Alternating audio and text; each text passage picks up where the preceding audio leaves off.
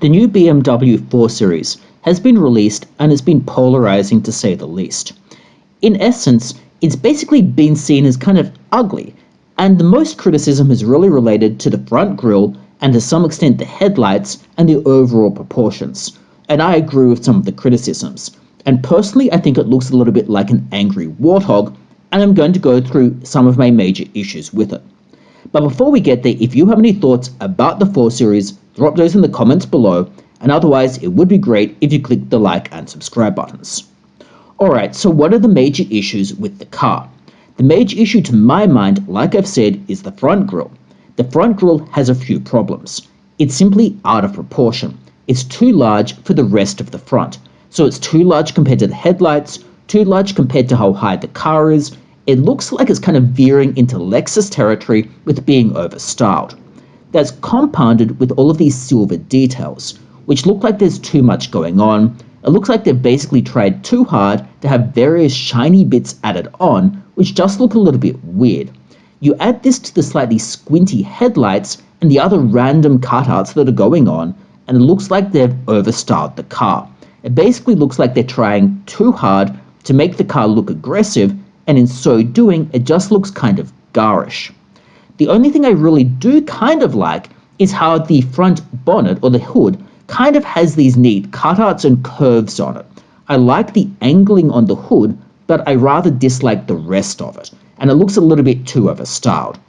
The silhouette is reasonably pleasant, it looks generic enough, but there's nothing negative about it.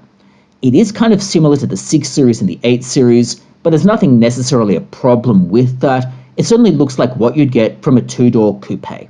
It looks like the type of thing that you would expect from a car of this nature, certainly blends in very similarly with other cars.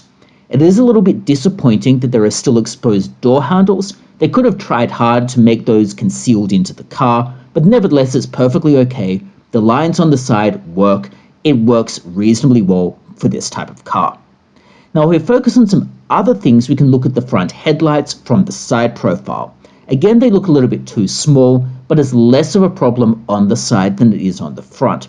Still, it is a little bit noticeable once you start thinking about the sizing of them and how they start to be too small. The wheels themselves are pleasant enough. They've always been okay in the 4 Series. I do like the contrasting brake calipers. I like the wheel cap. I particularly like how that would work with a car that isn't blue.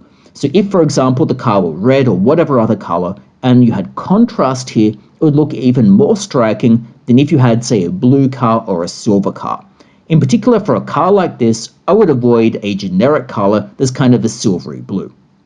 The rear looks generic enough, but is perfectly okay in general terms. I don't have a major problem with the proportions on the rear. There are some bits that look a little bit overstyled, and those primarily relate to the exhaust and the rear diffuser. The exhaust outlets, what you aesthetically see, is simply too large for what's actually in there. The actual exhaust is much smaller than the silver you see, which once you realize makes the back look a little bit try-hard. I rather dislike all of these things that aren't really functional. Reportedly, the rear diffuser is also non-functional from what I've heard anyway, which also adds to this problem. They should really make it either functional or just kind of remove the whole busyness of the aesthetic things going on and try to make it a little bit more simple.